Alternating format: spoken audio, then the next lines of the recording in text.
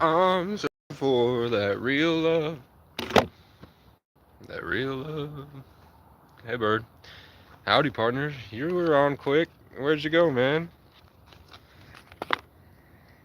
Just having a smoke. I'm just having a smoke and hanging out.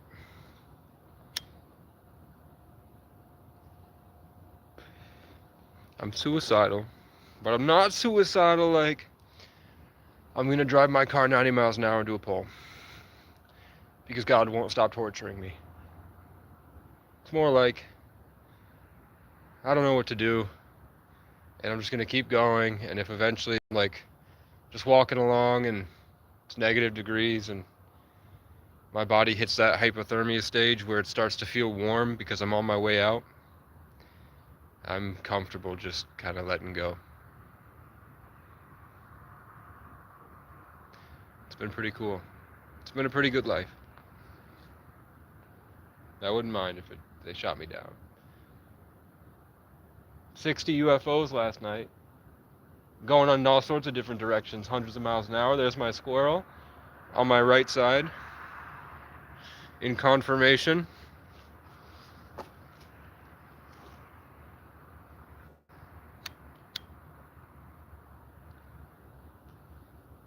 We're friends, right? Yeah. My only friends. They don't see me as a pest.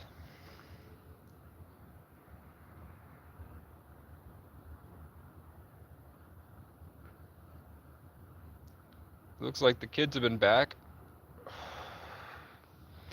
The kids are that have that spray painted Fat Boy, and they spray painted their graveyards full of people who thought they had more time. It looks like they've come back after I did after I read the Bible. It seems these people have come back, and they've put the Trinity up there, the three crosses, and we have the Jew symbol and the court jester, and I think that's Bart Simpson, and then we have K crown with the I, and then 47 adds up to 11 with the crown. KC. So I went to go kill myself, and then right where I ended up, because God had tortured me today, again, at the end of it, I wasn't really going to kill myself. It's not cold enough. But I was hoping something would be there, kind of. And what I found was a big tree stump, and then etched into the tree stump, huge, it says, God is real. And then I turned around, and there was a dog just standing there smiling. And his owner was like, and the dog was scared on the tracks. So I was like, hey, buddy. And the dog did not want to go with its owner, but eventually I stood there and I was like, the owner was standing there angry at me. I'm standing there like this malnourished dog. The owner's got a Carhartt on. It looks like he's probably homeless, but it's not like he's whatever. The dog had a collar. So I was like, I'll give you a chance. And then the dog put his head down and walked away.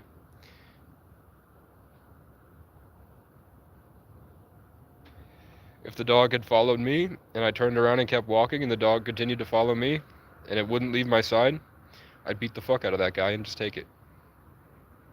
I have nothing left to live for. Don't try me.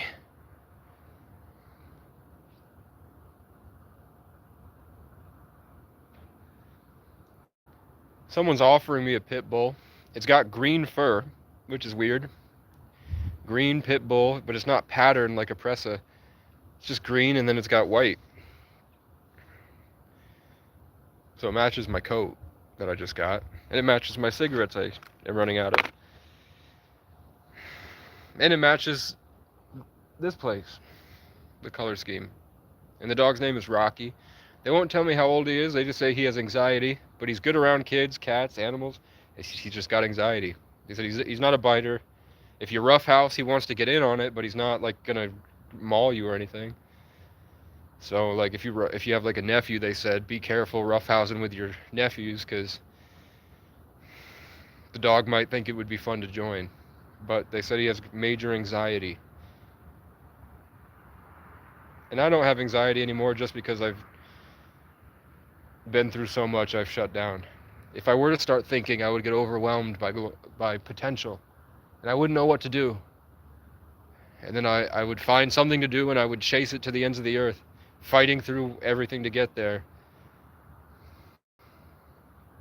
Oh, it does look like that homeless guy tried to check the outlet.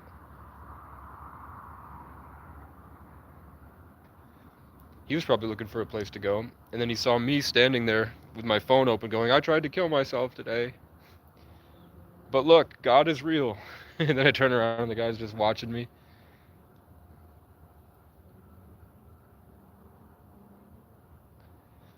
I wasn't ready to realize that my hometown is watching. They left me to die. At this point, it's been like 3 or 4 times now. Officially, even got drunk with my friends when I was 17. Fell, hit my head on the curb, and was laying there dying, I thought, because I was too drunk to move. Hit my head hard. I thought I was paralyzed.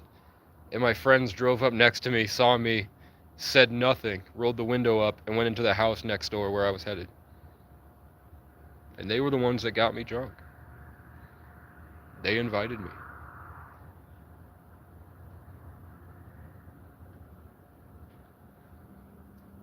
And when I was 14, my friends, I just disappeared and nobody cared. Then I drove my car into a pole and I was brain damaged and a vegetable, and my friends stopped inviting me to hang out. And now it's been years that I've fought for my life. I've had to beat people that were trying to kill me several times. Police brutalities, excessive force, 70 days of unnecessary jail time for a crime I didn't even commit. Other than trespassing on my ancestors' land.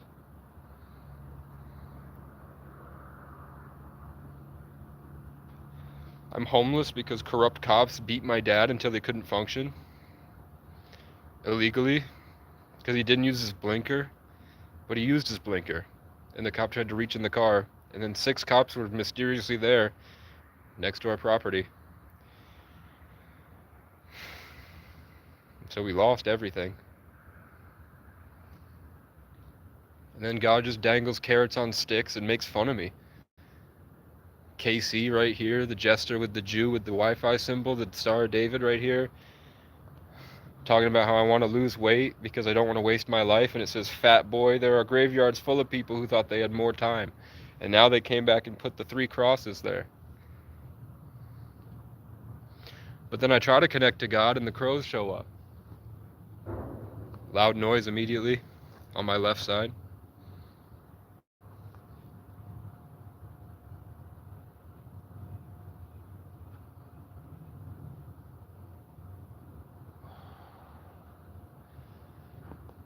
But I rose again past it, and then the birds are going now on my right side.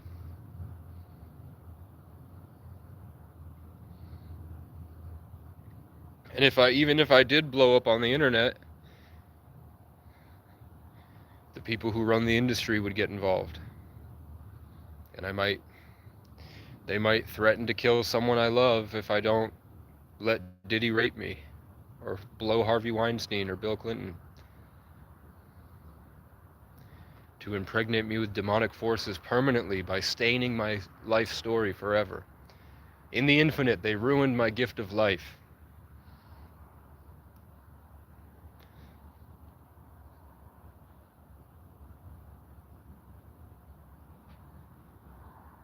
I am Megamind, and I'm Megaminding it. I am Megamind. 60 UFOs, guys. And the military were trying to figure out what the fuck they were. And it happened right above my head. Right after the aliens told me, you should start accepting that we can just materialize in front of you at any moment. Whenever we feel like it. We can send whoever we want to you. We sent Mr. Crow in Psychosis to laugh while you were reading the Bible. And then he approached you today saying, I know where you live. But if you need any help, let me know. I'm like, okay, maybe he's better. And then I see him staring out the window like this, pressed against the window, staring at me while I'm at capstone. And then he sees me looking and he takes off.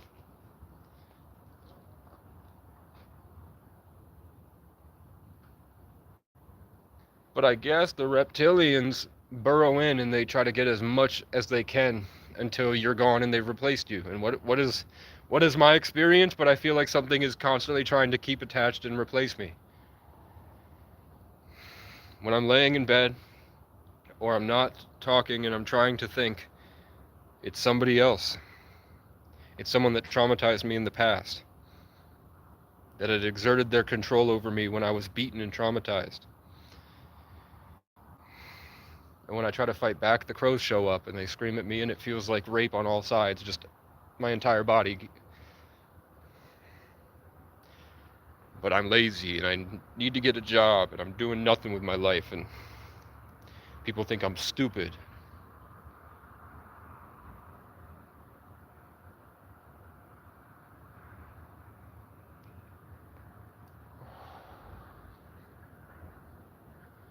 I haven't met a single person that's been in my situation and is doing as good as I'm doing. I've met people that have like maybe a fraction of what I've been through. The people that I think have been through worse, they're gone. So I'm grateful for that I'm at least able.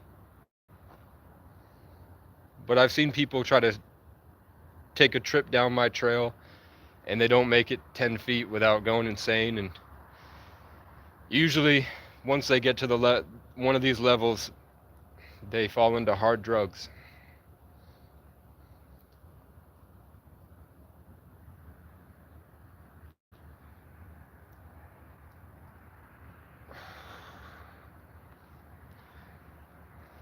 So I've got Walmart coming pretty soon. I gotta go charge my phone. I got protein powder. I spent the rest of my food stamps on protein powder and a bunch of drinks that I can put the protein powder in. I got some cups and some toilet paper, and I got a fork, and I'm gonna be stirring the protein powder, and I'm gonna be cutting back on everything but protein, and I'm gonna be going on more walks, doing some shoulder stretches, trying to get some push-ups in, make my situation better, try to build myself a platform that I could put the tent in, insulate it, cover it with the tarp, inside the tent with the tarp over it. Then I'm gonna have a space to do push-ups. So even if it's freezing, I'll have my hand warmer there. I can get out, bang out 100 push-ups, get back in.